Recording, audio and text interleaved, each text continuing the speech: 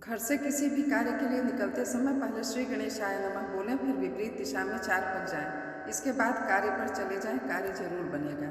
घर से निकलते समय गुड़ खाकर थोड़ा सा पानी पीकर निकलें तो कार्य में सफलता मिलेगी। इसके अलावा घर की देहली के बाहर कुछ काली मिर्च के दाने बिखेर दें और उस पर से पैर रखकर निकल जाएं, फिर पीछे पलटकर न देखें।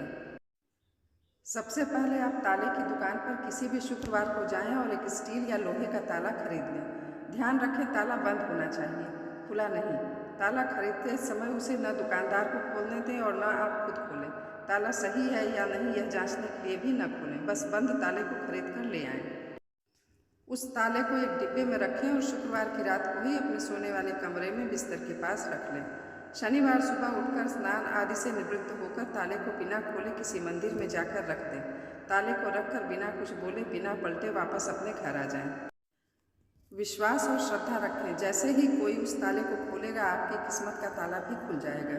यह लाल किताब का जाना माना प्रयोग है। अपनी किस्मत चमकाने के लिए इसे अवश्य आजमाएं। बैठक room, bedroom, kitchen, study room, बरामदे आदि जगहों पर किसी वास्तुशास्त्री से ही पूछकर कोई चित्र या पेंटिंग लगाएं। एक चित्र आपका जीवन बदल सकता है। घर में ढेर सारे देवी और देवताओं के चित्र या मूर्तियां न रखें। महीने में 2 बार किसी भी दिन घर में उपले जलाकर लोबान या गूगल की धुनी देने से घर में ऊपरी हवा से बचाव होता है तथा बीमारी दूर होती है। साथ ही गृह कलह भी शांत हो जाता है। बुरी नज़र उतारने, व्यापार में बढ़ोतरी के लिए पंचमुखी हनुमान जी का लॉकेट धारण करें। हनुमान चालीसा एवं बजरंग बाण का नित्य जाप करें। हनुमान जी के मंदिर जाकर उनके कंधे का सिंदूर अपने माथे पर लगाएं। सुगंध हमारी भावनाओं से जुड़ा हुआ और बहुत हद तक यह हमारे मस्तिष्क को प्रभावित करता है। सुगंधित वातावरण बना रहने से मस्तिष्क प्रसन्नचित्त और शांत रहता है, जिसके चलते घर में गृह कलह नहीं होती है। सुगंध से वास्तु दोष का निवारण भी होता है। किसी व्यक्ति की कुंडली में कई ग्रहों का अशुभ असर है तो उसे यह उपाय करना चाहिए। इस उपाय में केवल इतना ही करना है कि किसी सार्वजनिक स्थान जैसे मंदिर, पार्क आदि में एक पीपल या बरगद का वृक्ष लगा दें। साथ ही उस वृक्ष को प्रतिदिन जल से सींचें। यह अकेला उपाय ही उस व्यक्ति के समस्त कष्टों को दूर कर देगा। जैसे जैसे वृक्ष बड़ा होगा उसमें फल आने लगेंगे, व्यक्ति की किस्मत भी पूरी तरह से बदल जाएगी। भोजन दान करने का अत्यधिक महत्व माना गया है।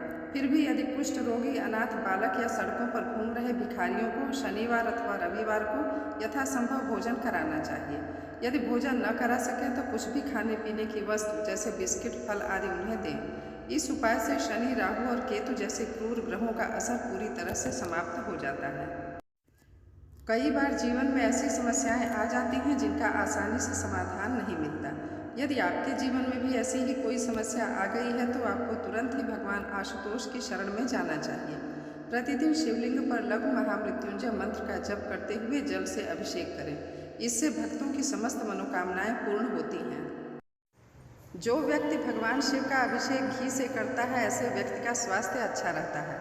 अगर कोई स्वास्थ्य संबंधी परेशानियों से जूझ रहा है तो उन्हें घी से शिवलिंग का अभिषेक करना चाहिए।